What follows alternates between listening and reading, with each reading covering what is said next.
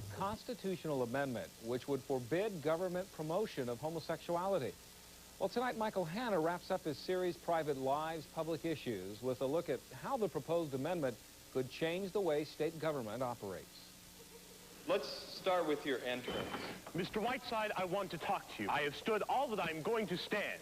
High school drama student Joe Lyons rehearses for the fall school play. Like most high school seniors, he's eager to graduate and head off to college. Rome, New York, New York, New York, New York. But Joe is different in one respect. He's openly gay. I guess I'm still kind of a romantic. If I want to go to the prom, it's going to be with my companion, the person who I think I want to spend the rest of my life with. As an admitted homosexual, Joe's life and the lives of other Oregon gays and lesbians could change if state voters approve a constitutional amendment labeling homosexuality as perverse. For Joe, that could forbid him from going to the prom with a boyfriend. It would also require Joe's teachers to tell students that homosexuality is wrong.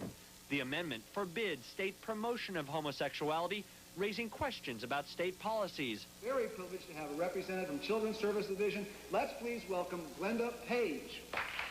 Should a state CSD worker appear on a gay-oriented TV show to explain that CSD welcomes gay and lesbian foster parents?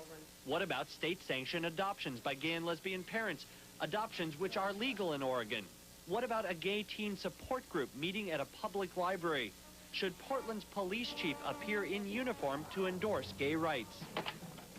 Phoenix Rising. What about this state-licensed counseling center? Phoenix Rising works exclusively with gay and lesbian clients, telling them that homosexuality is a valued, acceptable way of life. Portland school counselors say they sometimes refer students to Phoenix Rising. Because we specifically list in our articles of incorporation the words gay and lesbian, I don't think we could necessarily exist. I don't think the state, that would be recognizing us, our existence. The amendment requires public schools and universities to teach students that homosexuality is wrong. So another way of talking about it is heterosexism. That could regulate what Portland State professor Johanna Brenner teaches her students in this women's studies class. It's not abnormal. It's not perverse. In public schools, the amendment could force teachers to change the way they handle AIDS education.